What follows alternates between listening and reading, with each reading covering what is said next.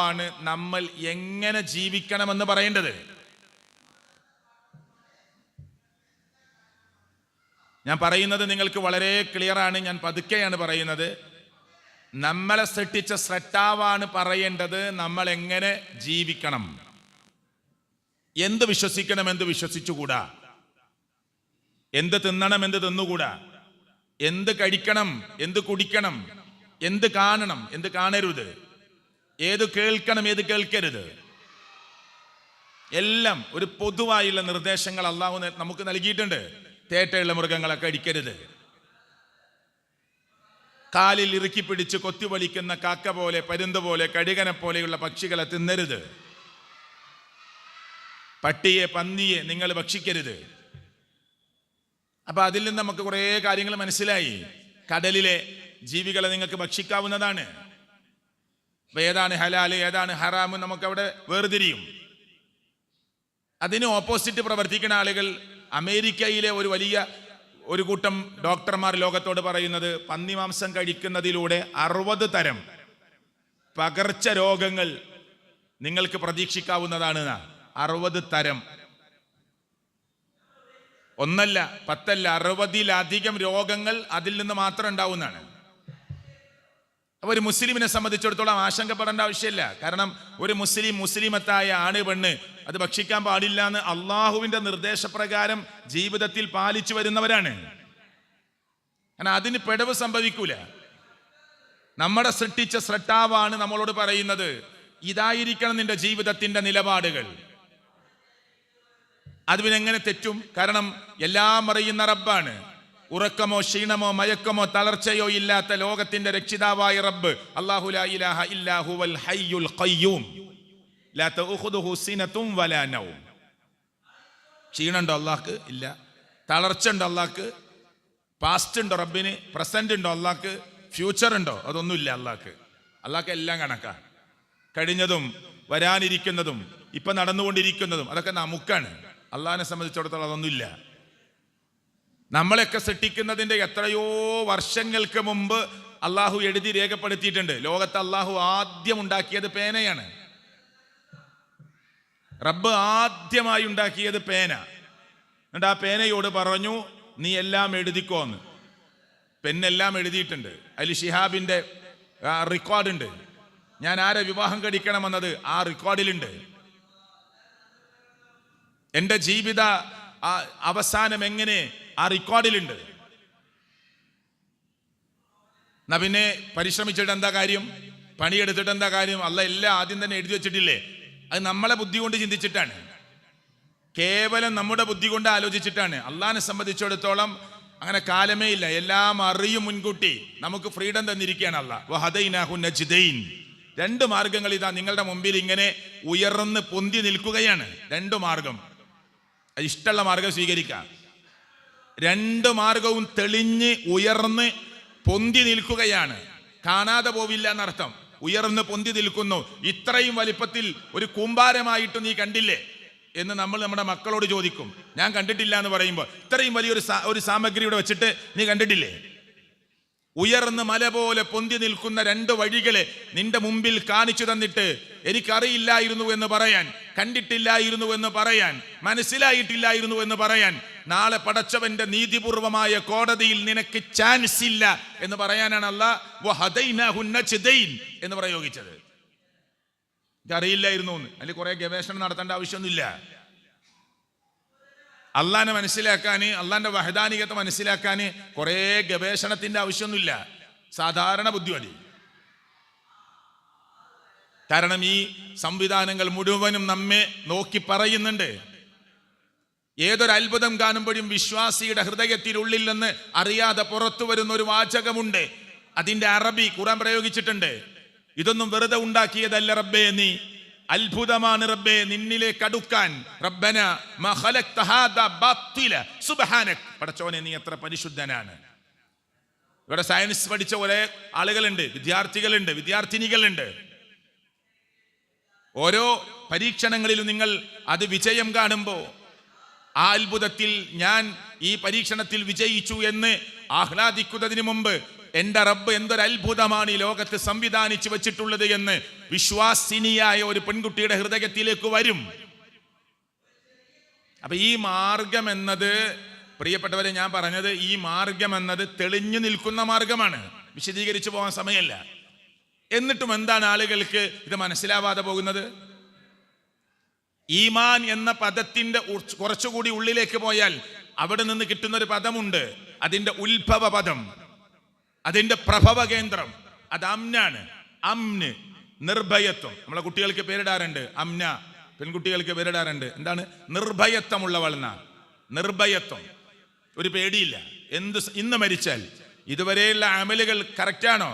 വിശ്വാസം റെഡിയാണോ? അതനുസരിച്ച് പ്രവർത്തിച്ചിട്ടുണ്ടോ? എന്നാൽ ഇന്ന് നമ്മൾ മരണപ്പെട്ടാൽ നമുക്കൊരു നിർഭയത്വത്തോടുകൂടി ആ പ്രത്യേക ലോകത്തിലേക്ക് യാത്ര പോകാം. ചൂരൽമലയിലും മുണ്ടക്കയിലും 1.5 മണിക്കൂർ സൗണ്ട് കേട്ട് കുറെ ആളുകൾ, ഞങ്ങളുടെ വീട്ടുമുറ്റത്ത് ഇന്നുവരെ ആന വന്നിട്ടില്ല, പരിസരത്തൊക്കെ വരാറുണ്ട്, പക്ഷെ ഞങ്ങളുടെ മുറ്റത്ത് വന്നിട്ടില്ലായിരുന്നു. അന്ന് വന്നു. 1:30 ആനക്കൂട്ടം വന്ന് വീടിന്റെ മുറ്റത്ത് ബഹളമുണ്ടാക്കിയപ്പോൾ ഞങ്ങൾ ഉണർന്നു. അതുകൊണ്ട് ഞങ്ങൾ രക്ഷപ്പെട്ടു എന്നാണ് ചില ആളുകൾ പത്രക്കാരോട് പറഞ്ഞത്. അതുകൊണ്ട് രക്ഷപ്പെട്ടു എന്ന്. അതൊക്കെ അള്ളാഹ് വെക്കുന്ന ഒരു നിമിത്തമാണ്. അവരെ അപകടത്തിൽപ്പെടുത്താൻ അള്ളാഹ് ഉദ്ദേശിച്ചിട്ടില്ല. ആ പരീക്ഷണത്തിലേക്ക് അവരെ കൊണ്ടുവരാൻ ഉദ്ദേശിച്ചിട്ടില്ല. അതുകൊണ്ട് ചില സൂചനകൾ കൊടുത്ത് പൊയ്ക്കോന്ന്. എന്റെ ആന അവിടേക്ക് അന്ന് വന്നത് ആനകളോട്, മൃഗങ്ങളോട്, ജീവികളോട് അള്ളാഹ് പറയാണ് പൊയ്ക്കോളൂന്ന്. അവരാരും ആക്രമിക്കാൻ വന്നതല്ല. ഒരു വീടും അവരാരും കുത്തിപ്പൊളിച്ചില്ല. പിന്നെ വീട്ടുമുറ്റത്തുകൂടെ അങ്ങോട്ടും ഇങ്ങോട്ടും പറമ്പിലൂടെ ശബ്ദമുണ്ടാക്കി അവർ ഓടി. അവരെ അകറ്റുകയാണ് അള്ളാഹ്. അള്ളാഹ് പരീക്ഷിക്കാൻ ആഗ്രഹിക്കുന്നത് ഈ 2 കാലുള്ള മനുഷ്യരെയാണ്. എന്താ കാരണം? മൃഗങ്ങൾ എന്ന് പറഞ്ഞാൽ അവരുടെ ജനിതക കോഡിൽ രേഖപ്പെടുത്തിയത് മാത്രം അനുസരിച്ച് പോകാനേ പറ്റുള്ളൂ. അത് നമ്മളാരും പഠിപ്പിക്കേണ്ട ആവശ്യമില്ല. കോഴിമുട്ടേൻ്റെ ഉള്ളിൽ നിന്ന് കോഴിക്കുഞ്ഞ് പുറത്തു വന്നു. തള്ളക്കോഴി അടയിരുന്ന് കുഞ്ഞ് പുറത്തു വന്നു.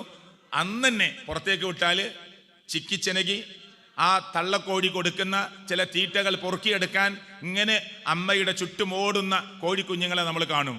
പെട്ടെന്നൊരു ശബ്ദം ഉണ്ടാക്കി തള്ളക്കോഴി. അപ്പൊ കുഞ്ഞുങ്ങൾ പെട്ടെന്ന് ചിറകിനുള്ളിലേക്ക്, ആ ചപ്പിനുള്ളിലേക്ക്, കല്ലിന്റെ മറവിലേക്ക്, ഇലയുടെ അടിയിലേക്ക് ഒളിച്ചിരിക്കും. ഈ സൗണ്ട് ഒരു റെഡ് സിഗ്നലാണ്, ഒരു അപകട സൂചനയാണ് എന്ന് ഇന്നലെ വരെ കോഴിമുട്ടയുടെ ഉള്ളിൽ കിടന്ന കുഞ്ഞിന് ആരാ പറഞ്ഞു കൊടുത്ത്? ആരാ കോച്ചിങ് കൊടുത്തത്?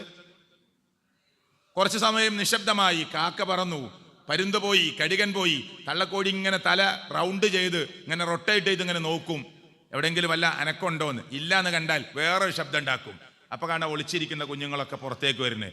ഇത് ഗ്രീൻ സിഗ്നലാണ് എന്ന് ആരാ പ്രാക്ടീസ് കൊടുത്തത്? ഞാൻ ഏറ്റവും സിമ്പിളായ ഉദാഹരണം പറഞ്ഞതാ. ആരാ പ്രാക്ടീസ് കൊടുത്തത്? ഒരു പശുവിനെ പ്രസവിച്ചു വെള്ളത്തിലേക്ക് വീണു. ആ കുഞ്ഞ് നീന്തി പുറത്തേക്കും കൊണ്ടുവരും. ആരാ അതിന് നീന്താൻ പഠിപ്പിച്ചത്? നമ്മുടെ കുഞ്ഞിനെ വെള്ളത്തിലിട്ടാലോ വെള്ളം കുടിച്ച് മരിച്ചു പോകും. നമ്മൾ പഠിക്കണം. മൃഗങ്ങൾ ഇനി പഠിക്കേണ്ട ആവശ്യമില്ല. നമ്മൾ പ്രാക്ടീസ് ചെയ്യണം. അവർ പ്രാക്ടീസ് ചെയ്യേണ്ട ആവശ്യമില്ല. അതൊക്കെ അവിടെ ജനിതക കോഡിൽ ഇങ്ങനെ ആ വളർച്ചയുടെ ഘട്ടത്തിനനുസരിച്ച് ഇങ്ങനെ അവർക്കത് പ്രകൃതിയിൽ നിന്ന്, അമ്മയിൽ നിന്ന് കിട്ടും. നമ്മൾ പ്രാക്ടീസ് ചെയ്യണം. അവിടെ മനുഷ്യരോടാണ് അല്ലാഹ് ഈ സംസാരങ്ങൾ മുഴുവനും നടത്തുന്നത്. ഈ ഭൂമിയിൽ എവിടെ പ്രശ്നമുണ്ടോ, കരയിൽ എവിടെ പ്രശ്നമുണ്ടോ, കടലിൽ എവിടെ പ്രശ്നമുണ്ടോ, എല്ലാം മനുഷ്യനുണ്ടാക്കിയതാണ്. ഒരു കാട്ടാനയും വിതച്ചതല്ല, ഒരു കടുവയും പുലിയും സിംഹത്തിന്റെയും ഇടപെടലല്ല, ഒരു കാണ്ടാമൃഗത്തിന്റെയും ഇടപെടലല്ല.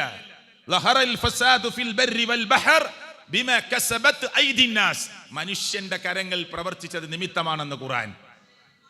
അപ്പൊ എന്ത് പ്രശ്നം ഉണ്ടായൊക്കെ മനുഷ്യനെ പരീക്ഷിക്കാനാണ്. മനുഷ്യൻ ഉണ്ടാക്കി വെക്കുന്ന പരീക്ഷണങ്ങളാണ്.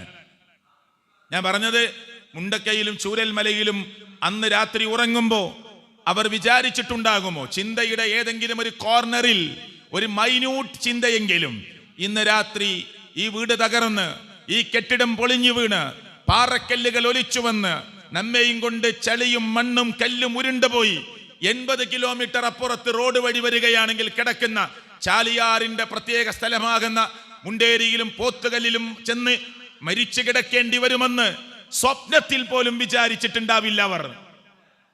ഉണ്ടാവോ? വമാ തദ്രി നഫ്സും മാദാ തക്സിബു ഗദാ വമാ തദ്രി നഫ്സും ബിഅയ്യി അർളിൻ തമൂത്.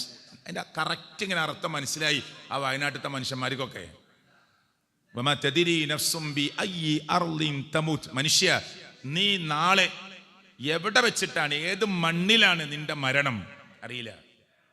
എടക്കരൻ്റെ പരിസരമാണ് ഈ പോത്തുകല്ല് മുണ്ടേരിയൊക്കെ, എൻ്റെ നാടിൻ്റെ അടുത്താ. അവിടുന്ന് 80 കിലോമീറ്റർ ഉണ്ട് മുണ്ടക്കൈയിലേക്ക്, ചൂരൽമലയിലേക്ക് റോഡ് വഴി പോവുകയാണെങ്കിൽ. ചാലിയാറിൻ്റെ വെള്ളത്തിലൂടെ കയറി പോവുകയാണെങ്കിൽ, ആ നദി കയറി ഇങ്ങനെ പോവുകയാണെങ്കിൽ ഏകദേശം 20-30 കിലോമീറ്റർ ഇടയിലുണ്ട്. അവിടുന്നാണ് മനുഷ്യരുടെ 270-ലധികം മൃതദേഹങ്ങൾ പൂർണ്ണമായും ഭാഗികമായിട്ടും കിട്ടുന്നത്. എന്നിട്ട് മനുഷ്യന്റെ മനസ്സ് മാറിയോ? വെള്ളം കയറാത്ത വീട്ടിൽ നിന്ന് ഭീതി കൊണ്ട്, പേടി കൊണ്ട്, ഭീതി കൊണ്ട്, ഭയപ്പാട് കൊണ്ട് അവിടുത്തെ ആളുകൾ പറഞ്ഞു നിങ്ങളൊന്ന് മാറി താമസിച്ചോന്ന്. അത് കഴിഞ്ഞ് 2-3 ദിവസത്തെ ക്യാമ്പിൽ നിന്ന് സമാധാനം കിട്ടിയപ്പോൾ ഒന്ന് വീട് വരെ പോയി നോക്കാന്ന് വിചാരിച്ച് ചെന്നപ്പോൾ വീട് കുത്തി തുറന്ന് പലതും കൊണ്ടുപോയിട്ടുണ്ട്, വെള്ളം കയറാത്ത വീട്ടിൽ നിന്ന്. രക്ഷാപ്രവർത്തനത്തിന് വന്നവരുടെ കൂട്ടത്തിൽ കള്ളനാണയങ്ങളും ഉണ്ടായിരുന്നു. ഇത്രയും മനുഷ്യന്മാരുടെ മരണം, അവരുടെ മയ്യത്ത്, അതിന്റെ രക്ഷാപ്രവർത്തനത്തിൽ ആത്മാർത്ഥമായി പണിയെടുക്കുന്ന മനുഷ്യന്മാർ എല്ലാം കണ്ടിട്ടും കള്ളന്മാരുടെ മനസ്സും ക്രൂരതയുടെ മനസ്സും പാകപ്പെട്ടിട്ടുണ്ടായിരുന്നില്ല എന്നതിന്റെ തെളിവ്. മനുഷ്യൻ വല്ലാത്തൊരു പ്രത്യേക വിഭാഗമാണ്. അതാ നന്നായാൽ മലായിക്കത്തുകളേക്കാൾ ഉയരുന്നു പറഞ്ഞ്, മോശമായാൽ നാക്കാലികളേക്കാൾ മോശമാവും. ഒരു പോത്തും ഇന്ന് വരെ മറ്റൊരു പോത്തിനെ, ഒരു എരുമയെ, ഒരു ആടിനെ, ഒരു പശുവിനെ ആക്രമിക്കാൻ ഒരു സ്ഥലത്ത് പതിയിരിക്കാറില്ല. മനുഷ്യൻ പതിയിരിക്കും. ഒരു മൃഗവും പക വീട്ടാൻ കാത്തിരിക്കാറില്ല. പക്ഷേ മനുഷ്യൻ കാത്തിരിക്കും. അത് വേറെ ചിന്തകളാണ്, ഞാൻ അങ്ങോട്ട് പോകുന്നില്ല. എന്തിനായത് പറഞ്ഞത്? ഇതൊക്കെ മാറി മനുഷ്യനാവണം, മൃഗത്തിന്റെ സ്വഭാവത്തിൽ നിന്ന് രക്ഷപ്പെടണം. അതിനാണ് അവന് ഇൽമ്, അറിവ്, വിജ്ഞാനം അവൻ കരഗതമാക്കുന്നത്. അതുകൊണ്ടാണ് ഖുർആൻ പറഞ്ഞത് ചില ആളുകൾക്ക് ഖൽബുണ്ട്.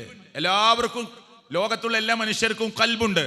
വാരിയല്ലുകൾ കൊണ്ട് മൂടപ്പെട്ടിരിക്കുന്ന അവസ്ഥയിൽ ഭദ്രമായി സൂക്ഷിച്ചു വച്ചിട്ടുള്ള ഈ നെഞ്ചിടത്തിനടിയിൽ അള്ളാഹു ഒരു ഖൽബ് തന്നിട്ടുണ്ട്. ആ ഖൽബ് ലാ യഫ്ഖഹൂന ബിഹാ ലഹും ഖുലൂബ് ലാ യഫ്ഖഹൂന ബിഹാ. പക്ഷെ എല്ലാ ഖൽബുള്ള ആളുകളും, എല്ലാ ഹൃദയമുള്ള ആളുകളും ചിന്തിക്കുന്നില്ല. ബലഹും ആദാനുൻ, അവർക്ക് ചെവികളുണ്ട്, പക്ഷെ ലാ യസ്മഊന ബിഹാ, കേൾക്കേണ്ടത് കേൾക്കുന്നില്ല. ഈ ഓഡിറ്റോറിയത്തിൽ വന്ന നമ്മള് ഇന്നിവിടെ ചില കാര്യങ്ങൾ കേൾക്കുകയാണ്. ലോകത്തെല്ലാവരും ഇത് കേൾക്കുമോ? അവസരം കിട്ടിയാൽ പോവോ? അവസരം കിട്ടിയാൽ ആലോചിക്കുവോ? ഒരാത്മവിചിന്തനത്തിന് തയ്യാറാവോ? ഞാൻ എന്നെക്കുറിച്ച് രാവിലെ മുതൽ വൈകുന്നേരം വരെയുള്ള കാര്യങ്ങളൊക്കെ ഒന്ന് രേഖപ്പെടുത്തി വെച്ചുകൊണ്ട് ഞാൻ എന്നെക്കുറിച്ച് ആലോചിച്ച് എൻ്റെ യാത്ര സ്വർഗീയ പൂങ്കാവനത്തിലേക്കാകുമോ, അല്ല ദുർഘടകരമായ നരകത്തിന്റെ അഗ്നികുണ്ടാരത്തിലേക്ക് ആളിക്കത്തുന്ന നെടുവീർപ്പുകൾ മാത്രം കേൾക്കുന്ന, വാവിട്ട് കരയുന്ന ആർപ്പ് വിളികൾ മാത്രം കേൾക്കുന്ന, കരഞ്ഞു വാവിട്ട് വെള്ളം ചോദിക്കുമ്പോ മനുഷ്യ ശരീരത്തിൽ നിന്ന് ഒലിച്ചിറങ്ങുന്ന ചോരയും നീരും ചലവും കൊടുക്കുന്ന കത്തിജ്വലിക്കുന്ന നരകത്തിന്റെ അഗ്നികുണ്ടാരത്തിലേക്കാണോ എന്റെ യാത്ര?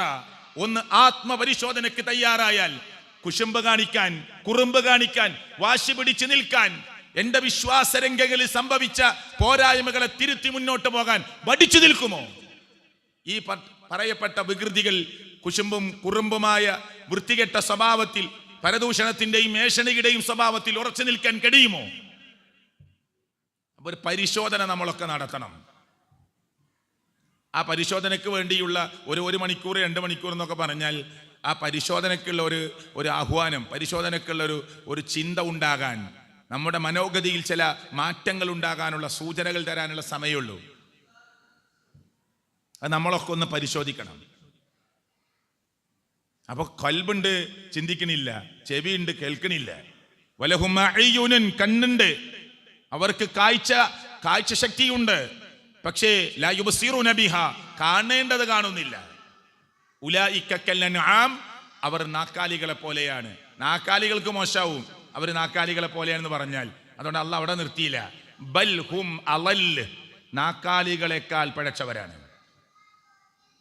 ഒരു നാക്കാലികളെ പോലെ എന്ന് പറഞ്ഞാൽ ഈ പശുവിനും എരുമക്കും പോത്തിനും ആടിനൊക്കെ മോശമാണ്. അതുകൊണ്ട് പറഞ്ഞു അള്ളാഹ് അവരെക്കാൾ പിഴച്ചവരാണ്, മോശമാണ്. അതുകൊണ്ട് ഇവിടെ ഇരിക്കുന്ന സഹോദരിമാരോട് എനിക്ക് പറയാനുള്ളത്, വിശ്വാസരംഗം നമ്മൾ കറക്റ്റ് ചെയ്യണം. അവിടെയൊക്കെ ഞാൻ കിടക്കണത് ഏതാനും മിനിറ്റുകൾ.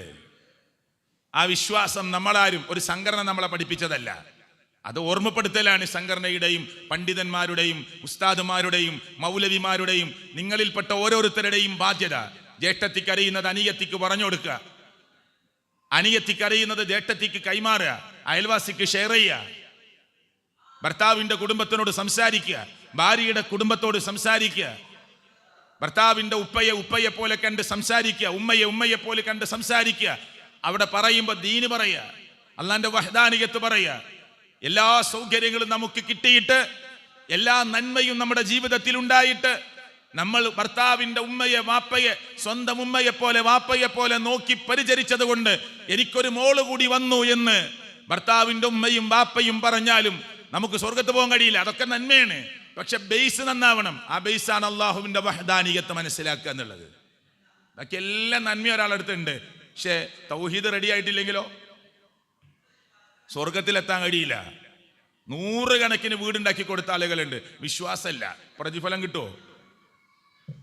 നിങ്ങളിപ്പോൾ ഇവിടെ ഒരു ബക്കറ്റ് നിങ്ങളുടെ മുന്നിലേക്ക് വിട്ടു എന്ന് സങ്കല്പിക്കുക. സപ്പോസ് അതിലേക്കൊരു 10 രൂപ നമ്മൾ ആത്മാർത്ഥമായി അതിലേക്ക് കൈമാറി, അതിനൊരു പ്രതിഫലം അല്ലാഹ് തരും. നമ്മുടെ വിശ്വാസം റെഡിയാണ്. അതുകൊണ്ട് ഇപ്പൊ എന്തൊരു കാര്യം ഇങ്ങനെ ദിക്റുകൾ ചൊല്ലിക്കൊണ്ടിരിക്കുക, സ്വലാത്ത് ഇങ്ങനെ ധാരാളം ചൊല്ലണം. കാരണം അല്ലാഹ് പറഞ്ഞതാണ് ഖുർആനില്, ഇന്നല്ലാഹ വ മലായികതഹു യുസല്ലൂന അലൻ നബി. അല്ലാഹുവിന്റെ മേൽ, റസൂലുള്ളാഹിന്റെ മേൽ അല്ലാഹു മലായികത്തുകളും അനുഗ്രഹം ചൊരിഞ്ഞുകൊണ്ടിരിക്കുകയാണ്. യാ അയ്യുഹല്ലദീന ആമനു സ്വല്ലു അലൈഹി വസല്ലിമു തസ്ലീമ. നിങ്ങൾ മുത്തുനബിയുടെ മേൽ സ്വലാത്ത് ചൊല്ലണേ, സലാം പറയണേ. സ്വർഗത്തിൽ ഒരാൾക്ക് മാത്രം കിട്ടുന്ന ഒരു പദവിയുണ്ട്, അതാണ് അൽ വസീല. സ്വർഗത്തിൽ ഒരാൾക്ക് അല്ലാഹ് കൊടുക്കുള്ള പദവി, അത് നമ്മൾ തങ്ങളായ നബിക്ക് കൊടുക്കണേ എന്ന് നമ്മൾ എല്ലാ ബാങ്കിന് ശേഷം പറയാം അല്ലാഹുവിനോട്. പറയണില്ലേ? അല്ലാഹുമ്മ റബ്ബ ഹാദിഹി ദഅവതി താമ്മ വസ്സലാത്തിൽ ഖായിമ ആതി മുഹമ്മദനിൽ ഫസീല വൽ ഫളീല. അല്ലേ? അൽ വസീല വൽ ഫളീല എന്താ പറഞ്ഞതിനർത്ഥം? ഈ അൽ വസീല എന്ന പദവി മുത്തുനബിക്ക് കൊടുക്കണേ അല്ലാ. എല്ലാ ബാങ്കിന് ശേഷം നമ്മൾ പറയാ, നബിക്ക് വേണ്ടി പ്രാർത്ഥിച്ചുകൊണ്ടിരിക്കുക. നമ്മളാരും പ്രാർത്ഥിച്ചിട്ടില്ല എന്നതുകൊണ്ട്, നമ്മളാരും സ്വലാത്ത് ചെല്ലാത്തത് കൊണ്ട് നബിക്ക് വല്ല പ്രതിഫലം കുറയോ? ഇല്ല, നമുക്ക് നഷ്ടം, നമുക്ക് നഷ്ടമാണ്. അപ്പൊ ഈ സ്വലാത്ത് അല്ലാഹ് സ്വീകരിക്കണമെങ്കിൽ നമ്മുടെ ബേസ് ശരിയാവണം.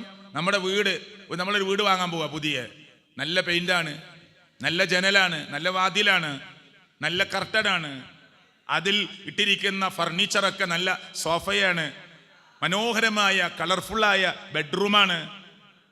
അയൽവാസി പറഞ്ഞു, ഇവിടെ കുറച്ച് ചതുപ്പുള്ള സ്ഥലാട്ടോ. അയാൾ പറ്റിക്കാൻ വേണ്ടി പറയല്ല, ഇവരോടുള്ള വാശി തീർക്കാൻ വേണ്ടി പറയല്ല, ഇതൊരു ചതുപ്പുള്ള സ്ഥല. തറ സാധാരണ ഒരു കല്ല് വെച്ച് കെട്ടി ബെൽറ്റ് ഒന്നും ഇട്ടിട്ടില്ല. ഏത് സമയത്തും ഇത് വിള്ളാനും താവാനൊക്കെ സാധ്യതയുണ്ട്. ആ തറ റെഡിയായിട്ടേ ബാക്കി കളർഫുള്ളായിട്ട് കാര്യമുള്ളൂ.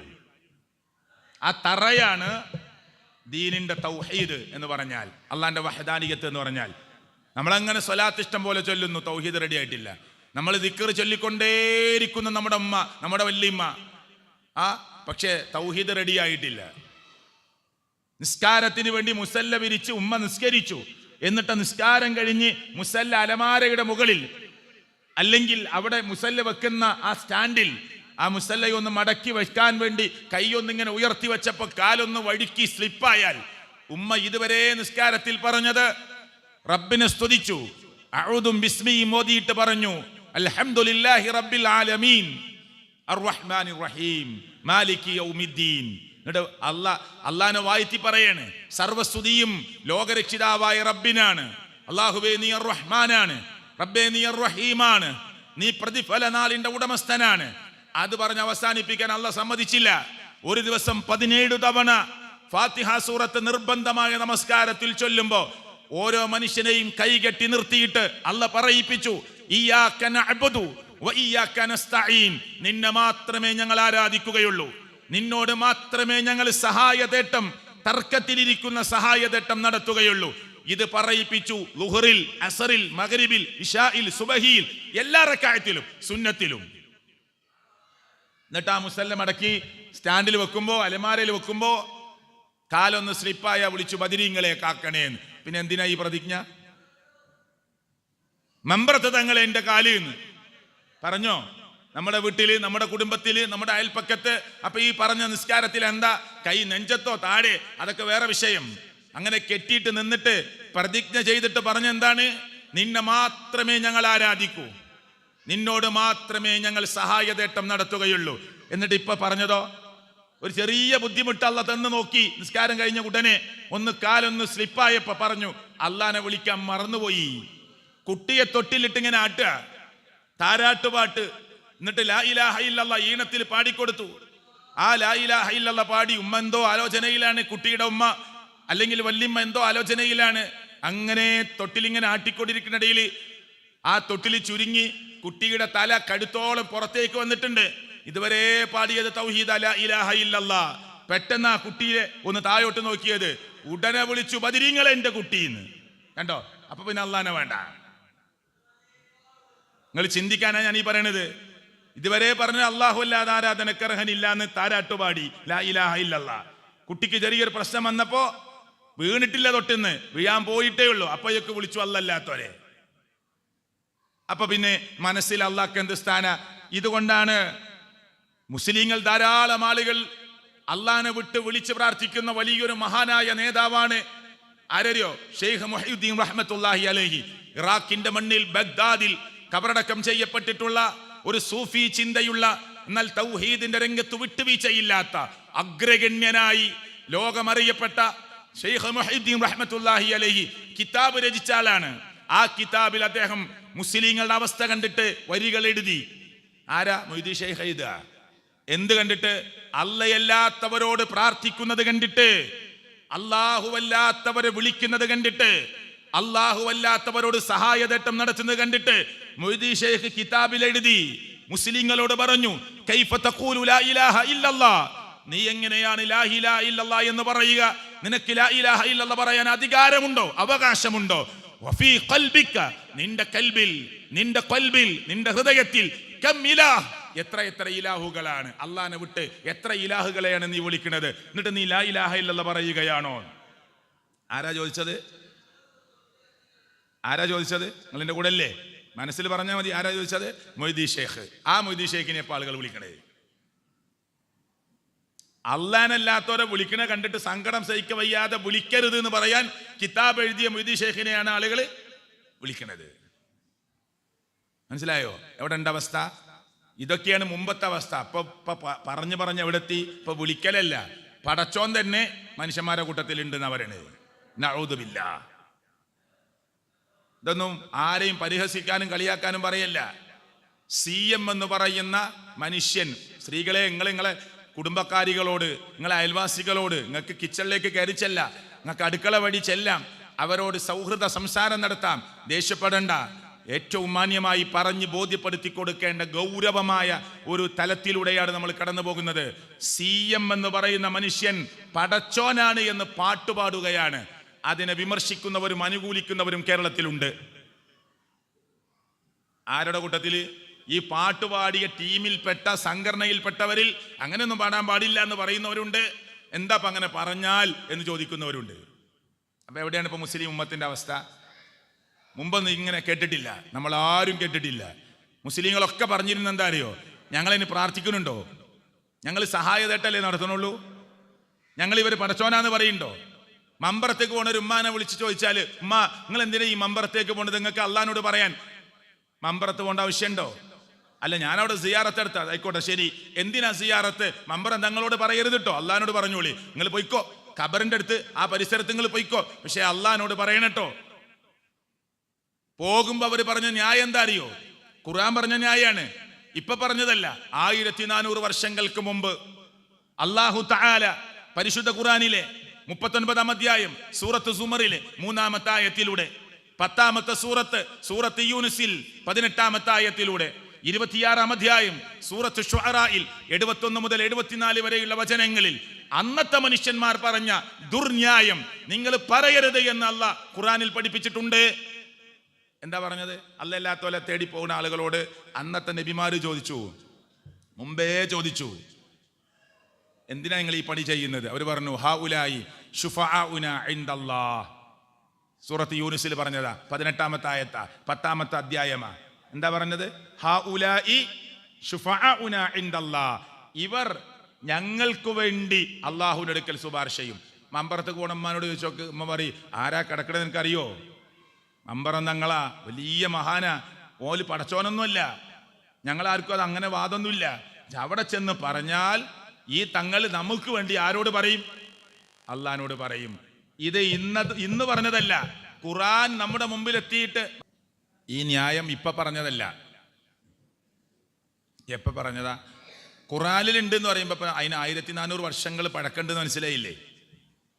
നമ്മൾ ഈ സുന്നി മുജാഹിദും ജമാഅത്തും തബ്ലീഗും ഒക്കെ ഈ കേരളത്തിൽ പ്രവർത്തിക്കാൻ തുടങ്ങിയിട്ട് ഒരു 100 കൊല്ലം അത്രയല്ലേ ആയിട്ടുള്ളൂ. അത്രേ ഉള്ളൂ. ആദ്യത്തെ സംഘടന കേരളത്തിൽ സംഘടനാപരമായി നോക്കുകയാണെങ്കിൽ മുജാഹിദ് പ്രസ്ഥാനത്തിൻ്റെ സംഘടനയാണ്. നമ്മളതൊന്നല്ല വിഷയം. ഞാൻ എന്തിനത് പറയണത്? അങ്ങനെ നോക്കുകയാണെങ്കിൽ സുന്നി മുജാഹിദ് ജമാഅത്ത് തബ്ലീഗ് എന്നൊക്കെ പറയുകയാണെങ്കിൽ കേരളത്തിലെ സംഘടനയൊക്കെ നോക്കുകയാണെങ്കിൽ ഒരു 100 കൊല്ലത്തെ പഴക്കം അത്രയല്ലേ ഉള്ളൂ. ഖുറാനിൽ ഇങ്ങനെയാണ് മനുഷ്യന്മാർ മുമ്പേ പറഞ്ഞിരുന്നത് എന്ന് 1400 വർഷങ്ങൾക്ക് മുമ്പ് പറഞ്ഞു തന്നിട്ടില്ലേ? അപ്പൊ പിന്നെ ഇത് പുതിയതല്ല, ഇത് പഴയ വാദത്തിലെ ആളുകൾ പറഞ്ഞുകൊണ്ടിരിക്കുന്ന വാദമാണ്. അള്ളാഹ് എതിർത്തിട്ടുണ്ടെന്ന് മനസ്സിലായില്ലേ? ഹൗലായി ശുഫാഉനാ ഇൻദല്ലാഹ്, ഇവർ ഞങ്ങൾക്ക് വേണ്ടി അള്ളാഹുവിന്റെ മുമ്പിൽ ശുപാർശ ചെയ്യും. ഇത് ഇന്ന് 2024-ലോ 2020-ലോ 10-ലോ 2000-ലോ 90-ലോ എഴുതിയ പുസ്തകമല്ല, അള്ളാന്റെ കലാമാണ് പറയണത്. അതാണ് ഒന്ന് പറഞ്ഞത്. എന്ത്? ഇവർ ഞങ്ങൾക്ക് വേണ്ടി അള്ളഹാനോട് പറയുന്നു. അത് പാടില്ല എന്ന് അള്ളാഹ് ഖുർആനിൽ പറയണത്. രണ്ടെന്താ അറിയോ? ഇവരെ ഞങ്ങൾ ആരാധിക്കുന്നില്ല. മാ നഅ്ബുദുഹും ഇല്ലാ ലി യുഖർരിബൂനാ ഇലല്ലാഹി സുൽഫ, അള്ളാഹുവിലേക്ക് ഒരടുപ്പം അടുപ്പിക്കാൻ വേണ്ടിയല്ലാതെ. എന്താ മനസ്സിലായത്? നമ്മളൊക്കെ പാപികളാണ്, ദോഷികളാണ്. എന്തൊക്കെ ചെയ്തിട്ടുണ്ട് നമ്മൾ, എന്തൊക്കെ പറഞ്ഞിട്ടുണ്ട് നമ്മൾ, കാണാൻ പറ്റാത്തത് കണ്ടിട്ടുണ്ട്, കുറെ ആളുകളെ കുറ്റം പറഞ്ഞിട്ടുണ്ട്. വലിയ ദോഷികളാണ്, പാപികളാണ്. അതുകൊണ്ട് ഇവരോ, ഈ കിടക്കുന്ന ആളുകളോ അള്ളാഹ്ക്ക് ഇഷ്ടപ്പെട്ട വലിയ വലിയ ഔലിയാക്കന്മാരാണ്, അള്ളാഹ്ക്ക് ഇഷ്ടപ്പെട്ട വലിയ വലിയ മഹത്തുക്കളാണ്. അതുകൊണ്ട് ഇവർ നമ്മളെ അള്ളാഹുവിലേക്ക് അടുപ്പിക്കും. അങ്ങനെ ചെയ്തോന്നാണോ ഖുർആൻ പറഞ്ഞത്? അങ്ങനെ ചെയ്യരുത്. ആ വാദവും പറഞ്ഞ് നിങ്ങൾ അള്ളയല്ലാത്തവരെ സമീപിക്കരുത് എന്നാ ഖുർആൻ പറയണത്. ഇതേതെങ്കിലും പ്രസ്ഥാനത്തിന്റെ വാദ? ഇതേതെങ്കിലും സംഘടനയുടെ വാദമാണോ? ഈ വാദവും പറഞ്ഞുകൊണ്ട് നിങ്ങൾ അള്ളയല്ലാത്തവരെ സമീപിക്കരുത്. അള്ളാഹുവിലേക്ക് ഒരു അടുപ്പം അടുപ്പിക്കാൻ വേണ്ടിയാണ് ഞങ്ങൾ ഇവരെ ആരാധിച്ചത്. അപ്പൊ ഞങ്ങൾ ഇവരെ അടുത്ത് പോയത്, ഇവരെ വണങ്ങിയത്, ഇവരെ തൊട്ടുമുത്തിയത്, ഇവരുടെ ഖബറിന്റെ മുമ്പിൽ ചെന്ന് നിന്നത്, കണ്ണീരോടുകൂടി സങ്കടം പറഞ്ഞത് ഇവർ പടച്ചോനാണ് എന്ന വിശ്വാസത്തിലല്ല, അള്ളാഹുവാണ് എന്ന വിശ്വാസത്തിലല്ല, അള്ളാഹുവിലേക്ക് ഞങ്ങൾ അടുപ്പിക്കുമെന്ന വിശ്വാസത്തിലാണ്. ഇനി മൂന്നാമത്തെ ന്യായം ഖുർആൻ പറഞ്ഞ എന്താണ്? ഇവരോട് അന്നത്തെ നബിമാര് ചോദിച്ചു, അല്ല മനുഷ്യരെ, ഇങ്ങനെ ചെന്നും പറഞ്ഞാൽ ഇവർ കേൾക്കുവോ? ഇവർ കാണുമോ? ഇവർ ഉപകാരം ചെയ്യുമോ? ഇവർ നിങ്ങളെ ഉപദ്രവം നടത്താൻ വല്ല കഴിവ് ഇവർക്കുണ്ടോ? അപ്പൊ അന്നത്തെ ആളുകൾ പറഞ്ഞ മറുപടി എന്താ അറിയോ? സൂറത്തു ശുഅറായിൽ 71 മുതൽ 74 വരെയുള്ള ആയത്തിൽ പറഞ്ഞ എന്താ അറിയോ? ഖാലു, ഈ ചോദ്യം ചോദിച്ച നബിമാരോട്, ഈ ചോദ്യം ചോദിച്ച ആളുകളോട് ആ മനുഷ്യന്മാര് പറഞ്ഞ മറുപടി, ഖാലു, അവർ പറഞ്ഞു, ബൽ, മറിച്ച്. എന്താ ഈ മറിച്ച്? നിങ്ങൾ ആ ചോദ്യം ഒന്നും ഞങ്ങളോട് ചോദിക്കേണ്ട ആവശ്യമില്ല. മനസ്സിലായില്ലേ? ഈ കേൾക്കുവോ, കാണുവോ, ഉപകാരം ചെയ്യുവോ, ഉപദ്രവം വരുത്തുവോ, ഇതൊന്നും ഞങ്ങളോട് ചോദിക്കണ്ട. വചദിന, ഞങ്ങൾ കണ്ടിട്ടുണ്ട്, ആബാഅന, ഞങ്ങളെ കാരണവന്മാരെ, വാപ്പമാരെ, കദാലിക യഫ്അലൂൻ, ഇങ്ങനെ ചെയ്യുന്നവരായിട്ടാണ്. നിങ്ങൾ പുത്തൻവാദികളാണ്, നിങ്ങൾ പുതിയ ചോദ്യമായിട്ട് വരണ്ടാന്ന്. ഇത് ഖുർആനിലുള്ളതാ. എന്ത്? വചദിന, ഞങ്ങൾ കണ്ടു, ആബാഅന, ഞങ്ങളുടെ വാപ്പമാരെ, അബ് അതിന്റെ പ്ലൂറലാണ്, ജമ്മാണ്, ഞങ്ങളെ വല്ലിപ്പമാരെ, ഉപ്പാന്റെ ഉപ്പാനെ, ഉപ്പാനെ, അതിന്റെ ഉപ്പാനെ, വലിയ വലിയ പണ്ഡിതന്മാരെ, ഞങ്ങളെ വല്ലിപ്പ ആരായിരുന്നു? നല്ല അറിവുള്ള ആളായിരുന്നു. അവരൊക്കെ ഞങ്ങൾ കണ്ടത് കദാലിക യഫ്അലൂൻ, ഇപ്രകാരം ചെയ്യുന്നവരായിട്ടാണ്. അതുകൊണ്ട് നിങ്ങൾ പുതിയ വാദമായിട്ട് വരണ്ട. ഞങ്ങൾ പണ്ടേ പാരമ്പര്യത്തിൽ വരുന്നവരാ, നിങ്ങളോ പാരമ്പര്യമില്ലാത്തവരാ. ഇത് നബിമാരോട് പറഞ്ഞ മറുപടിയാണ്, നമ്മളോടല്ല. എന്താ ഖുർആൻ പറഞ്ഞത്? ഈ 3 ആയത്തുകളൊന്ന് തഫ്സീർ വായിക്കണം. നിങ്ങളെ കുടുംബക്കാർക്ക് പല വാട്സപ്പിൽ മെസ്സേജ് കൊടുക്കുമ്പോൾ, സോഷ്യൽ മീഡിയ ഉപയോഗിച്ചുകൊണ്ട് നിങ്ങൾ മെസ്സേജ് കൈമാറുമ്പോൾ ഈ ആയത്തുകളൊക്കെ ഒന്ന് അയച്ചു കൊടുക്കുക. സൂറത്ത് സുമറിലെ 3-ാമത്തെ ആയത്ത്, സൂറത്ത് യൂനിസിലെ 18-ാമത്തെ ആയത്ത്, സൂറത്ത് ശുഅറായിലെ 71 മുതൽ 74 വരെയുള്ള ആയത്ത് ഒന്ന് മെസ്സേജ് കൊടുത്തിട്ട് ഇതൊന്ന് വായിക്ക്. നിങ്ങളെ വീട്ടിലുള്ള ഖുർആന്റെ പരിഭാഷ, ഏതെങ്കിലും ഉസ്താദ് എഴുതിയ പരിഭാഷ ആയിക്കോട്ടെ, അതിന്റെ അർത്ഥം ഒന്ന് പഠിക്കി, മാറ്റണ്ടാവും. ഇത് ഈ പ്രവൃത്തി ചെയ്യരുത് എന്നാണ് ഖുർആൻ അതാണ് പാരമ്പര്യം. ചെയ്യാന്നല്ല ഞാൻ പറഞ്ഞില്ല. ഇപ്പോൾ ഇവിടെ അടുത്ത് ഞാൻ പോയി നോക്കിയപ്പോൾ എത്ര കബറാ കെട്ടിപ്പൊക്കിയത്, എത്ര കബറാ പച്ചപ്പുതപ്പിട്ട് മൂടിയത്. അള്ളാന്റെ റസൂലിന്റെ കബറ് നമ്മളാരെയും കണ്ടോ? സല്ലല്ലാഹു അലൈഹി വസല്ലം. ഉംറക്ക് പോയിട്ടുണ്ട് പലരും, നമ്മളൊക്കെ പല തവണകളായി അവിടെ പോയിട്ടുണ്ട്. ചില തിരക്കില്ലാത്ത സമയം കിട്ടിയപ്പോൾ കുറേ സമയം നിന്ന് നോക്കിയിട്ടുണ്ട്. എത്ര ശ്രദ്ധിച്ച് നോക്കിയാലും കാണൂല, ഒരു കർട്ടന കാണുക. എന്നിട്ട് ആളുകൾ ഗിന്നസ് ബുക്കിൽ അവാർഡ് ഇട്ടേണ്ട നോണ വന്ന് പറയും, ഞാൻ കണ്ടു മമ്പറത്ത് പോയ പോലെ തന്നെയാണ്, ഞാൻ കണ്ടു കേട്ടോ ഇന്ന സ്ഥലത്ത് പോയ പോലെ തന്നെയാന്നൊക്കെ കളവ് പറയുന്ന ആളുകളുണ്ട്. എന്തൊക്കെയോ തോന്നിയിട്ട് ഭക്തി മുഖേന പറയായിരിക്കും. അള്ളാഹുർക്ക് പുറത്തു കൊടുക്കുമാറാകട്ടെ. അവിടെ നിൽക്കുന്ന വലിയ വലിയ പണ്ഡിതന്മാരുണ്ട്, 20 കൊല്ലം അവിടെ ജോലി ചെയ്യുക, 30 കൊല്ലമായിട്ട് അവിടെ ഉണ്ട്. അവരോട് ചോദിച്ചു നോക്ക്, നിങ്ങൾ കണ്ടോന്ന്? അവർ പോലും കണ്ടിട്ടില്ല. എന്നിട്ട് അവന് 4 മിനിറ്റ് കിട്ടിയ നമ്മള്, അവർ പോലും കണ്ടിട്ടില്ല. പിന്നെ ആരാ കണ്ടത്? സ്വഹാബികള്. ആരാ റൂമിലാന്ന്? മുത്തുനബിയുടെ ഖബർ, തങ്ങളുടെ ഖബർ സല്ലല്ലാഹു അലൈഹി വസല്ലം ആരാ റൂമിലാ? ആയിഷ ബീബി റളിയല്ലാഹു അൻഹയുടെ റൂമില്. ആയിഷ ബീബി നബിയുടെ വഫാത്തിന് ശേഷം ആയിഷ ബീബി പട്ടിണിയില്ല. ആയിഷ ബീബി മുത്തുനബിയുടെ വഫാത്തിന് ശേഷം പട്ടിണിയില്ല. അബ്ദുറഹ്മാൻ ഇബ്നു ഔഫ് റളിയല്ലാഹു ചോദിക്കുകയാണ്, നമ്മുടെ ഉമ്മ പട്ടിണിയിലാണോ എന്ന് ചോദിച്ചറിയാൻ. അങ്ങനെ ചോദിച്ചറിഞ്ഞപ്പോൾ ആയിഷ ബീബി പറഞ്ഞു, നബിയുടെ വഫാത്തിന് ശേഷം മര്യാദയ്ക്ക് ഭക്ഷണം കഴിച്ചിട്ടില്ല, പട്ടിണിയിലാണ്. അബ്ദുറഹ്മാൻ ഇബ്നു ഔഫ് റളിയല്ലാഹു പറയാണ്, ഞാൻ സ്പോൺസർ ചെയ്തിരിക്കുന്നു ഭക്ഷണം, എത്ര ഭക്ഷണം വേണമെങ്കിൽ ഞാൻ സ്പോൺസർ ചെയ്യാം. ആര്? പണക്കാരനായ അബ്ദുറഹ്മാൻ ഇബ്നു ഔഫ്. ഈ പട്ടിണി കിടക്കുമ്പോൾ ആയിഷ ബീവിന്റെ അടുത്ത് ആരുണ്ട്? മുത്തുനബിയുടെ ഖബറുണ്ട്. മര്യാദക്ക് അഡ്രസ്സും കൂടി ഇല്ലാത്ത ഖബർ വെച്ചിട്ടാണ് പള്ളി വരെ ചില ആളുകൾ നടത്തുന്നത്. മനസ്സിലാണ്ട ഞാൻ പറയണത്? ആരാന്ന് പോലും അറിയാത്ത ഖബർ വെച്ചിട്ടാണ് പല ആളുകൾക്കും സാലറി വരെ കൊടുക്കുന്നത്. ഇത് അള്ളാന്റെ റസൂലാണ്, തങ്ങളാണ്. ഖബറിൽ നിന്ന് ആദ്യം എഴുന്നേൽക്കുന്ന മഹാനായ തങ്ങളാണ് സല്ലല്ലാഹു അലൈഹി വസല്ലം. സ്വർഗത്തിന്റെ ഏത് വാതിലും ആദ്യം മുട്ടി തുറക്കാൻ പറയാൻ അവകാശമുള്ള മഹാനായ തങ്ങളായ റസൂലുള്ളാന്റെ ഖബറാണ്. മുത്തുനബി ആയിഷ റളിയല്ലാഹു അൻഹയുടെ റൂമിൽ മുത്തുനബിയുടെ ഖബറാണുള്ളത്. എന്നിട്ട് ആയിഷ ബീവി പട്ടിണിയില്ല. ആ ഖബർ വെച്ച് പൈസ ഉണ്ടാക്കിയോ? ഒരു ചില്ലി കാശ് തങ്ങളുടെ ഖബർ വെച്ച് ആയിഷ ബീബി ഉണ്ടാക്കിയോ? അള്ളാന്റെ റസൂല് മരിച്ചിട്ടും 40 കൊല്ലത്തിലധികം ആയിഷ ബീബി ഉണ്ട് റളിയല്ലാഹു അൻഹ. 40 കൊല്ലേ അള്ളാന്റെ റസൂല് വഫാത്തായിട്ടുണ്ട്. എത്ര പ്രയാസം കഷ്ടപ്പാട് വന്നു. ഒരു പ്രാവശ്യെങ്കിലും മുത്തുനബി റൂമിലുണ്ട്, തന്റെ റൂമിലുണ്ട്. നബിയെ, എന്റെ ഭർത്താവായ പ്രിയപ്പെട്ട നബിയെ എന്ന് പറഞ്ഞ് ഒരു കാര്യം അള്ളാന്റെ റസൂലിനോട് പറഞ്ഞോ ആയിഷ ബീബി? അള്ളഹാനോടല്ലാതെ. ഇതൊന്നും മനുഷ്യന്മാര് കേൾക്കണില്ല. ആ ഖബർ എത്ര വലിപ്പമുള്ളത്? ഹദീസിൽ വന്നത്. സ്വഹാബികൾ എന്താ പറഞ്ഞത്? റുഫിഅ ഖബറുഹു, മുത്തുനബിയുടെ ഖബർ ഉയർത്തിയിട്ടുണ്ട്. മിനൽ അർളി, ഭൂമിയിൽ നിന്ന്, നഹ്വം മിൻ ശിബ്ർ, ഒരു ചാണോളം. ഇതാ കിതാബിലുള്ളത്. എങ്ങനെ? ഒന്നുകൂടി പറയാം. റുഫിഅ ഖബറുഹു, മുത്തുനബിയുടെ ഖബർ ഉയർത്തിയിട്ടുണ്ട്. മിനൽ അർളി, ഭൂമിയിൽ നിന്ന്, നഹ്വം മിൻ ശിബ്ർ, ഒരു ചാണോളം. ഒരു ചാണെന്ന് ഉറപ്പിച്ച് പറഞ്ഞിട്ടില്ല സഹാബികള്. അളന്നാൽ ഒരു ചാണോളം എന്ന് പറഞ്ഞാൽ ചിലപ്പോൾ ചാണ് ഉണ്ടാവില്ല, മാക്സിമം ആണ് ഒരു ചാണ്. എന്നിട്ട് സാഹിബിൾ പറയാ, ചരക്കല്ല് ഇങ്ങനെ പരത്തിയിട്ടതുപോലെയായിരുന്നു.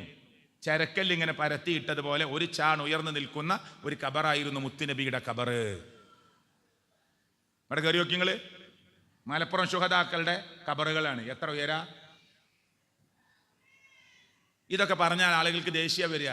ഇത് ഹക്കാണ് പ്രിയപ്പെട്ടവരെ. നമ്മൾ മഹാന്മാരെ ആദരിക്കണം, ഔലിയാക്കന്മാരെ ആദരിക്കണം, അമ്പിയാക്കന്മാരെ ആദരിക്കണം. ഇതാരെ പണിയാന്നറിയോ? ഇത് ക്രൈസ്തവരുടെ പണിയാണ്. അവർക്ക് അവരുടെ വിശ്വാസപ്രകാരം പോകാം. ഓലെ സെമിത്തേരി പോയി നോക്ക് നിങ്ങൾ, കുരിശ്, മാർബിള്, ടൈൽസ് ഒക്കെ ഇട്ട് ഖബർ ഭംഗിയാക്കി ഉയർത്തി കെട്ടിയിട്ടുണ്ടാവും. സൗദി രാജാവ് മരിച്ചു വർഷങ്ങൾക്ക് മുമ്പ്. അപ്പൊ എല്ലാ ചാനലും, ഏഷ്യാനെറ്റ് അടക്കം എല്ലാ ചാനലും പറയാണ്, എന്തൊരു അത്ഭുതം, ഒരു അരമണിക്കൂർ കഴിഞ്ഞാൽ സൗദി രാജാവിന്റെ ഖബർ ഏതാന്ന് മനസ്സിലാവില്ല എന്ന്. ഇപ്പൊ പോയവർക്ക് അറിയുള്ളൂ. ഇനി പോയാൽ അരമണിക്കൂർ കഴിഞ്ഞിട്ട് സൗദി രാജാവിന്റെ ഖബറിന്റെ ഒപ്പം ആ ഖബറിന്റെ അടുത്ത് പോകാൻ പറ്റിയിട്ടില്ലായിരുന്നു എനിക്ക്. ഇപ്പൊ ചാൻസ് കിട്ടി പോയാൽ ഇതിലേതാ സൗദി രാജാവിന്റെ ഖബർ അറിയില്ല. എല്ലാവരുടെ ഖബർ ഒരുപോലെ. അതാ ഇസ്ലാം.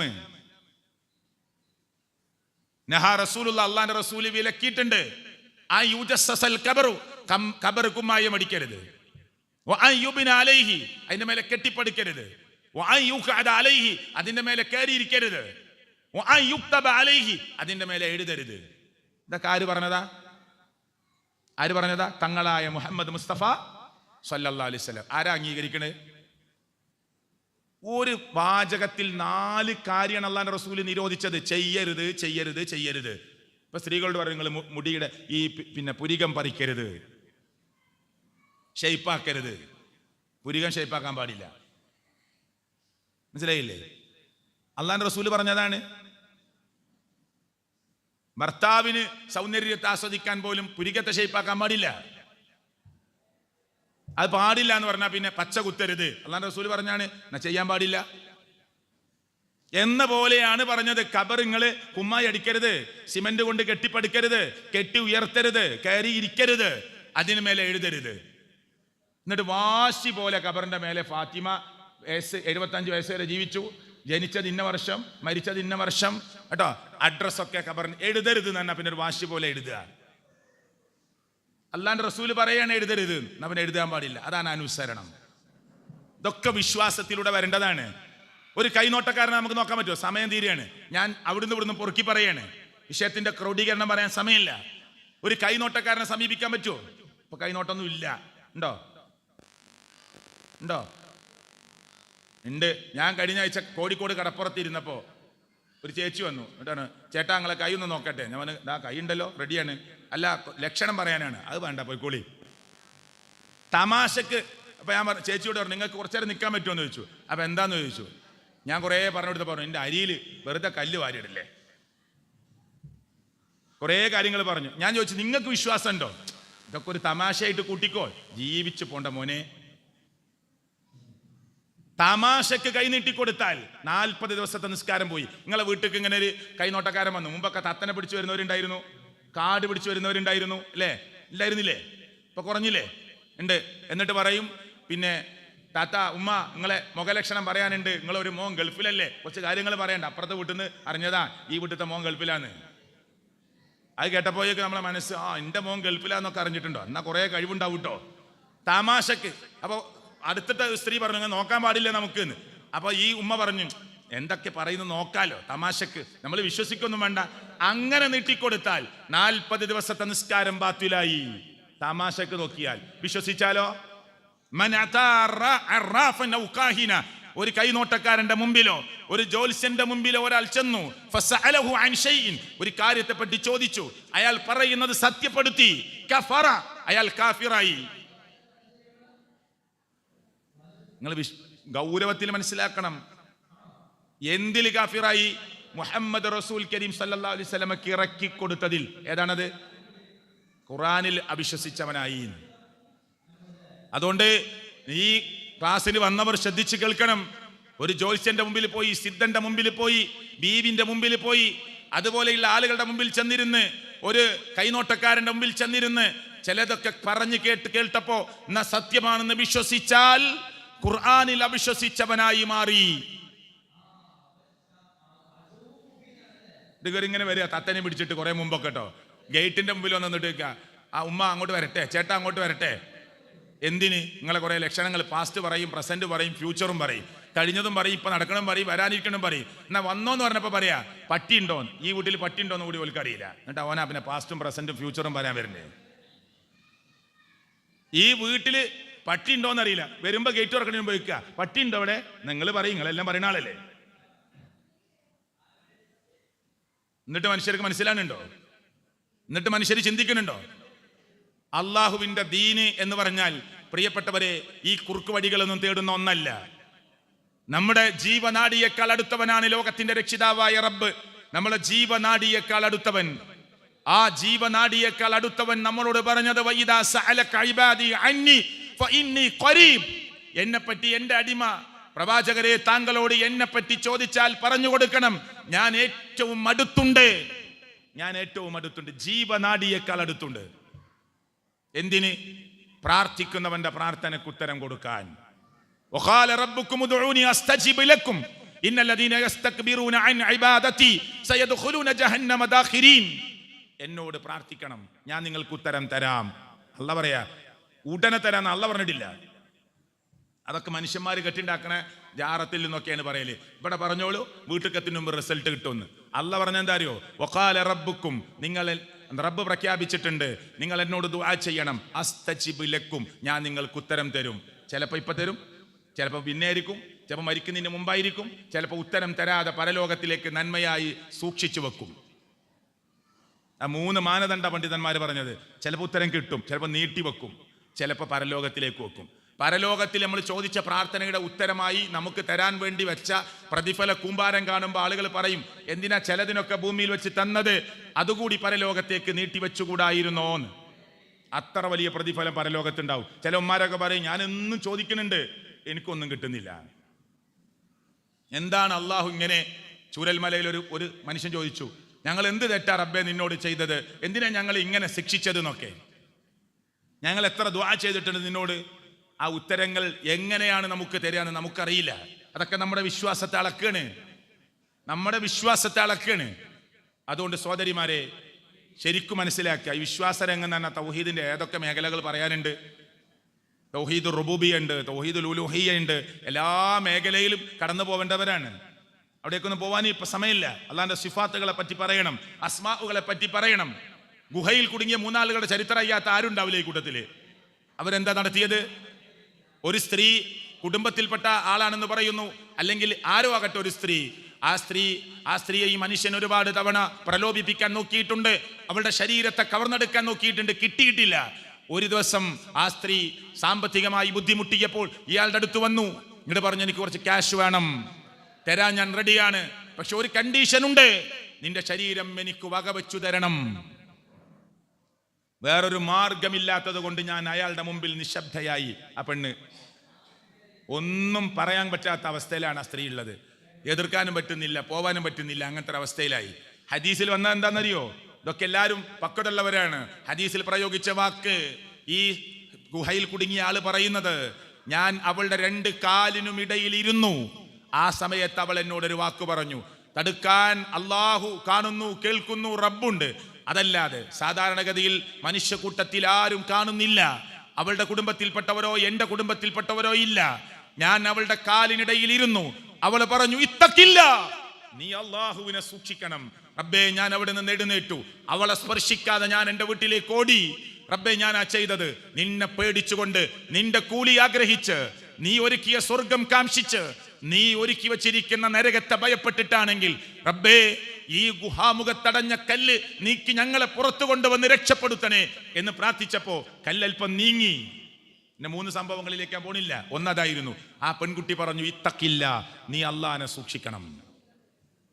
ഇതിന് തവസ്സുൽ എന്നാ പറയാ.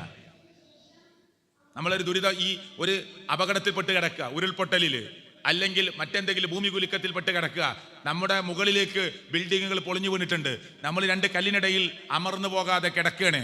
അപ്പോ അള്ളാനോട് പറയാം, റബ്ബേ 2002-ൽ, 2005-ൽ, 2010-ൽ, റബ്ബേ 2018-ൽ, 2020-ൽ, റബ്ബേ ഞാൻ ഇന്നൊരു പ്രവൃത്തി ചെയ്തത്, റബ്ബേ നീ നിനക്കറിയുമല്ലോ, ആര് മറന്നാലും നീ മറക്കില്ലല്ലോ. അതുകൊണ്ട് റബ്ബേ, ഞാൻ ആ ചെയ്ത പണി, ആ പ്രവൃത്തി നിന്റെ കൂലി ആഗ്രഹിച്ചിട്ടാണെങ്കിൽ ഇതാ ആരും കാണാൻ സാധ്യതയില്ലാതെ മണ്ണ് മൂടിക്കിടക്കുന്ന, എന്നാൽ ഈ ശ്വാസം കിട്ടാൻ ചില വിടവുകളുള്ള ഈ സ്ലാബിനടിയിൽ നിന്ന് പടച്ചവരെ എന്നെ ഒന്ന് രക്ഷപ്പെടുത്തണേ, രക്ഷാപ്രവർത്തകന്മാരെ ഇവിടെ എത്തിക്കണേ എന്ന് പറയുമ്പോ ഏതെങ്കിലും ഹിറ്റാച്ചിയുമായി, ജെസിബിയുമായി അല്ലെങ്കിൽ കൈകളുമായി മനുഷ്യരവിടെ എത്തി രക്ഷാപ്രവർത്തനം നടത്താൻ പടച്ചവൻ ഒരു വഴി ഒരുക്കി തരുന്നുവെങ്കിൽ നീ നടത്തിയ ഒരു സൽക്കർമ്മം മുന്നിൽ നിർത്തിക്കൊണ്ട് നടത്തിയ തവസ്സുലിന് ഉത്തരമാണത്. അതാ തവസ്സുൽ. നിങ്ങളുടെ അമലുകൾ കൊണ്ട് തവസ്സുൽ ചെയ്യാം. നല്ല പ്രവൃത്തി നമ്മൾ ചെയ്തിട്ടുണ്ടോ അതിനെ മുൻനിർത്തി പ്രാർത്ഥിക്കാം. പിന്നെ അള്ളാന്റെ നാമം വെച്ച് പ്രാർത്ഥിക്കാം. ഗഫൂറായ റബ്ബേ, അർറഹീമായ റബ്ബേ, അൽ വദൂദായ റബ്ബേ, അൽ ജബ്ബാറായ റബ്ബേ, അള്ളാഹിനോട് പറയാം. ഇതിനൊന്നും ഇസ്ലാം എതിരല്ല. നിങ്ങൾ വിചാരിക്കണം മഹാന്മാരാണെന്ന് വിചാരിക്കണ പണ്ഡിതന്മാർക്ക് വേണ്ടി നിങ്ങൾ പ്രാർത്ഥിച്ചോ? അവർ ജീവിച്ചിരിക്കുന്ന സമയത്ത് അവരോട് പോയിട്ട് നിങ്ങൾക്ക് വേണ്ടി പ്രാർത്ഥിക്കാൻ പറഞ്ഞോ? നിങ്ങളുടെ നാട്ടിൽ നല്ലൊരു മനുഷ്യണ്ട്, നല്ലൊരു ഉമ്മുണ്ട്, നല്ലൊരു സഹോദരനുണ്ട്, നല്ല ദീനീബോധമുള്ള ആളാ, അയാളെ കാണുമ്പോൾ പറഞ്ഞോ? അയാളുടെ വീട്ടിൽ പോയിട്ട് നിങ്ങൾ ഫാമിലി അടക്കം ചെന്നിട്ട് അയാളോട് പറയും, എൻ്റെ കുട്ടിക്ക് സുഖമില്ല, നിങ്ങളൊന്ന് ദുആ ചെയ്യണം കേട്ടോ, ഞങ്ങളൊക്കെ പ്രാർത്ഥിക്കുന്നുണ്ട്, ഞങ്ങൾ ട്രീറ്റ്മെന്റിന് പോവാണ്, നിങ്ങൾ പ്രാർത്ഥിക്കണേ, ഒരു മെസ്സേജ് കൊടുക്ക്. ഇതിനൊന്നും ഇസ്ലാം എതിരില്ല. അവരുടെ മരണശേഷം അവരോട് തന്നെ പ്രാർത്ഥിക്കുന്നൊരവസ്ഥ, അല്ലെങ്കിൽ അവരോട് തന്നെ ദുആ ചെയ്യുന്നൊരവസ്ഥ, അതാണ് അള്ളാഹു ഇഷ്ടപ്പെടാത്ത കടുത്ത പാപം. ഞാൻ അവസാനിപ്പിക്കാൻ സമയമായി തുടങ്ങി. കടുത്ത പാപാണ്. ഏതുപോലെ? ഞാൻ എൻ്റെ വീട്ടിലേക്ക് മടങ്ങുക, എൻ്റെ ഭാര്യ എന്നോട് പല തെറ്റുകളും ചെയ്തിട്ടുണ്ടാവാം, കരുതിക്കുട്ടിയാണെങ്കിലും അല്ലെങ്കിലും ഒക്കെ ഉണ്ടാവാം, ചെറുതു വലുതൊക്കെ മനുഷ്യരല്ലേ. ഞാൻ വാങ്ങിയ പുതിയൊരു ഷർട്ട് ചിലപ്പോൾ അവൾ ആദ്യമായി അലക്കി അയൺ ചെയ്യുമ്പോൾ കത്തിപ്പോയിട്ടുണ്ട്. എന്നോട് ചെയ്ത അക്രമല്ല, പിന്നെ ആ കത്തിപ്പോയതിൽ അവൾക്ക് സങ്കടമുണ്ട്, ഞാനൊന്നും പറഞ്ഞിട്ടില്ല. പുറത്തേക്കൊഴിച്ച വെള്ളം അത് നടന്നു വരുന്നുണ്ടെന്നറിയാതെ നമ്മുടെ മുഖത്തേക്ക് എന്ന് വരാം. കരുതി കുട്ടിയല്ല, ആണെങ്കിലും അല്ലെങ്കിലും നമ്മൾ ക്ഷമിച്ചേക്കാം, അല്ലേ? ഇതൊക്കെ ഉണ്ടാവാം. പക്ഷെ ഞാൻ ചെല്ലുമ്പോൾ എൻ്റെ ബെഡ്റൂമിൽ അവളുടെ കൂടെ മറ്റൊരു പുരുഷനെ കണ്ടാൽ അത് സാരല്ല, പിന്നെ ഞാൻ മന്ദബുദ്ധിയാണ്, അതൊന്നും സാരല്ല, പിന്നെ എന്നെ ഒന്നിനും പറ്റില്ല എന്നതുപോലെയാണ് ലോകത്തിന്റെ രക്ഷിതാവ് പറഞ്ഞത്, നിങ്ങളുടെ കിഡ്നി തന്നവനാണ് ഞാൻ. ഒരു ദിവസം 16 ബക്കറ്റ് രക്തമാണ് ഫിൽട്ടർ ചെയ്തുകൊണ്ടിരിക്കുന്നത്. സാധാരണ ബക്കറ്റില്ലേ, 16 ബക്കറ്റ് 160 170 ലിറ്റർ രക്താണ് മാങ്ങാണ്ടിയുടെ വലിപ്പമുള്ള കിഡ്നി അരിച്ചെടുക്കുന്നത് ഒരു ദിവസം. ഈ തലയോട്ടി ഇങ്ങോട്ട് തുറന്നാൽ ഇത്ര വലിപ്പമുള്ള ഒരു തലച്ചോറ് കിട്ടും. നമ്മുടെ ഫോണിലുള്ള മെമ്മറി കാർഡില്ലേ, മെമ്മറി ചിപ്പില്ലേ, ചെറിയ 2 നൂല, അതിൻ്റെ ആ കവറിങ്ങും കോട്ടിങ്ങും ഒക്കെ കളഞ്ഞാൽ കയ്യിൽ ഇങ്ങനെ പിടിക്കാനുള്ളൂ, ഇങ്ങനെ. അതാണ് മെമ്മറി ചിപ്പ്.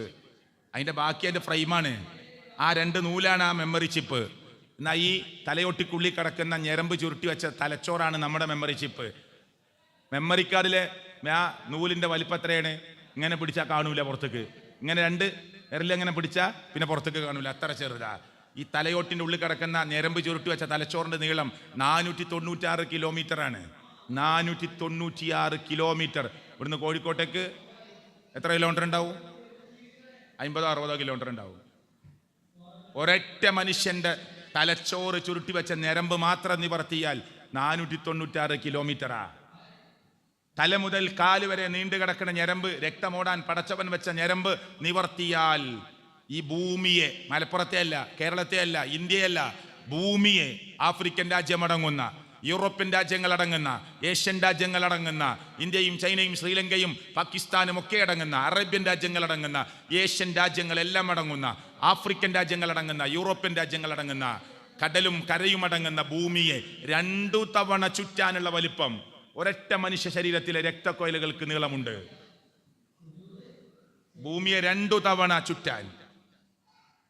ഇപ്പൊ സെർച്ച് ചെയ്തോളി, സംശയമുള്ളോല് ഗൂഗിളില്. ഭൂമിയെ 2 തവണ ചുറ്റാൻ ഒരൊറ്റ മനുഷ്യ ശരീരത്തിലെ ഞരമ്പുകൾക്ക് നീളമുണ്ട്. 3 ദിവസം കൂടുമ്പോൾ നമ്മൾ കഴിച്ച ഭക്ഷണമല്ലേ, ഇവിടെ ഇങ്ങനെ ചുമരിന്റെ സൈഡിൽ ഒരു മിക്സി വെച്ചിട്ട് വർക്ക് ചെയ്തു, ചുമരിലേക്ക് ഇങ്ങനെ തെറിക്കും. എത്ര അടച്ചു പിടിച്ചാലും എപ്പോഴെങ്കിലുമൊക്കെ തെറിക്കും. ചുമര് തുടക്കും, അല്ലെങ്കിൽ നമ്മൾ ടൈൽസ് ഇടും, അല്ലെങ്കിൽ നമ്മൾ അവിടെ എന്തെങ്കിലും ഒട്ടിച്ചു വെക്കും, ഒക്കെ ചെയ്യും. അതേപോലെ നമ്മളെ കഴിച്ച വെജ് ആൻഡ് നോൺ വെജ് എല്ലാം 8 മണിക്കൂർ കൊണ്ട് അരച്ച് പൊടിച്ച് വേർതിരിക്കും നമ്മുടെ ആമാശയം. അപ്പോൾ ആമാശയത്തിന്റെ ഭിത്തിയിലേക്ക് ഇങ്ങനെ തെറിക്കും. ചിലപ്പോൾ ഓട്ടയാകും. ഓട്ടയാവാതിരിക്കാൻ അല്ലാഹു തആല ആമാശയത്തിനുള്ളിൽ ബ്ലാഡർ കൊടുത്തിട്ടുണ്ട്, ഒരു പാട, ബലൂണ് പോലെ. അത് 3 ദിവസം കൂടുമ്പോൾ ആ ബലൂണ്, ആ ബ്ലാഡർ, ആ പാട പടച്ചോൻ ചുരുട്ടി കരിച്ചിട്ട് പുതിയത് കൊടുക്കും. എല്ലാ 3 ദിവസം കൂടുമ്പോഴും നമ്മുടെ ആമാശയത്തിൻ്റെ ഉള്ളിലെ പാട അള്ളാഹു മാറ്റും. നമ്മൾ എവിടെ ഹോസ്പിറ്റലിൽ കിടക്കണില്ല, അനസ്തേഷ്യ വേണ്ട, നമ്മൾ അറിയണ പോലുമില്ല. എല്ലാ 3 ദിവസം കൂടുമ്പോഴും നമ്മളതൊക്കെ മാറും. ഇത് തന്ന റബ്ബ പറയണത്, നിങ്ങൾ എന്നെ മാത്രം ആരാധിക്കണം, എന്നോട് മാത്രം ദുആ ചെയ്യണം കേട്ടോ, ഞാൻ പറഞ്ഞ അനുസരിച്ച് ജീവിക്കണം. നെകളിപ്പ് കാട്ടാനല്ല ജീവിതം. ആളെത്തിയില്ലേ? നെകളിപ്പ് കാട്ടാനല്ല ജീവിതം, അഹങ്കാരം കാണിക്കാനല്ല ജീവിതം, ഹുങ്ക് കാണിക്കാനല്ല. ഈ നാവ് തന്നത് പരദൂഷണ ഏഷണിയും പറഞ്ഞ് നടക്കാനല്ല കേട്ടോ. തൻ്റെ സൗന്ദര്യത്തെ കടികക്കണ്ണുകളുമായി കാത്തു നിൽക്കുന്ന ആളുകൾക്ക് കൊത്തിവലിക്കാൻ കൊടുക്കാനുള്ളതല്ല. വല്യമ്മ 2 തട്ടം, പിന്നെ അതിൻ്റെ 45-കാരിയായ മോള് സാരിയും ചിട്ടി ഇടയ്ക്കൊക്കെ തലയിൽ ഇങ്ങനെ അതിൻ്റെ ആ തലപ്പ് ഇങ്ങനെ വെക്കുന്ന ഒരു മോള്, അതിൻ്റെ മോള് ഓപ്പൺ ചുരിദാറൊക്കെ ഇട്ട് ടൈറ്റ് ഫിറ്റ് വസ്ത്രമൊക്കെ ഇട്ടിട്ട് വല്യമ്മ മൂടി പുതച്ച് മുന്നിൽ. നിങ്ങൾ നോക്കിയിട്ട് കാര്യമില്ല, ഞാൻ ആകെ മൂടി പുതച്ചിട്ടുണ്ട്. പിന്നെ വലിയ പ്രായമാവാത്ത എൻ്റെ മോളുണ്ട് 45-കാരി, സാരിയൊക്കെ ചുറ്റി ബാക്കിൽ. പിന്നെ +2 പഠിക്കണ ഏറ്റവും ചെറിയ മോളുണ്ട്, ഓപ്പൺ ചുരിദാറും ടൈറ്റ് ഫിറ്റൊക്കെ ഇട്ട് ബാക്കിൽ. ഓളെ നോക്കിക്കോളിന്നാ ഈ മെസ്സേജ്. വല്യമാനെ തട്ടഞ്ഞ് കുറച്ചാണ് വീണുപോയി, സാരല്ല. ആരാ ഏറ്റവും നല്ല ഡ്രസ്സ് ഇടേണ്ടത്? യുവതിയാണ്. തല കുത്തനെയാണ് നമ്മൾ നടക്കണത്.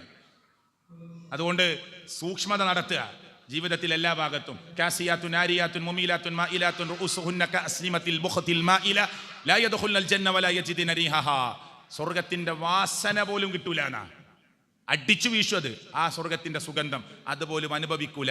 നടത്തത്തിൽ ഇങ്ങനെ ചെരുവുണ്ടാക്കിയവർ, ഒട്ടകത്തിന്റെ പൂഞ്ഞ പോലെ ചെരിഞ്ഞും ചാഞ്ഞും നടക്കുന്നവർ കേട്ടോ, തലയാട്ടി നടക്കുന്നവർ, സൗന്ദര്യത്തെ പ്രകടിപ്പിക്കുന്നവർ.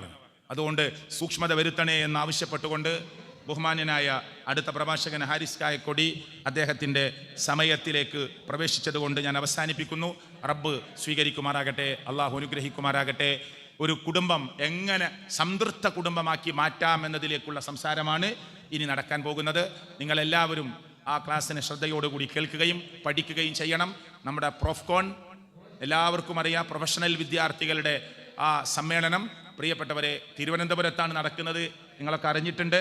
കുറച്ച് ദൂരമാണ് എന്ന നിലക്ക് നമ്മൾ മാറി നിൽക്കാതെ നമ്മുടെ മക്കളെ അവിടേക്ക് എത്തിക്കാൻ, അതിൻ്റെ രജിസ്ട്രേഷനിൽ എന്തെങ്കിലും കുറവുകൾ സംഭവിച്ചിട്ടുണ്ടെങ്കിൽ ആരും പറയാതെ തന്നെ ഇടപെട്ടുകൊണ്ട് നിങ്ങൾ പ്രവർത്തിക്കണമെന്ന് ഓർമ്മപ്പെടുത്തി എൻ്റെ വാക്കുകൾ അവസാനിപ്പിക്കുന്നു. റബ്ബനാ ആതിനാ ഫിദ്ദുനിയ ഹസന വഫിൽ ആഖിറതി ഹസനത വഖിനാ അദാബന്നാർ. ആമീൻ ആമീൻ ബിറഹ്മതിക യാ അർഹമർ റഹീമീൻ. സുബ്ഹാനക അല്ലാഹുമ്മ ബിഹംദിക അഷ്ഹദു അൻ ലാ ഇലാഹ ഇല്ലാ അൻത അസ്തഗ്ഫിറുക വഅതൂബു ഇലൈക്. അസ്സലാമു അലൈക്കും വറഹ്മത്തുള്ളാഹി.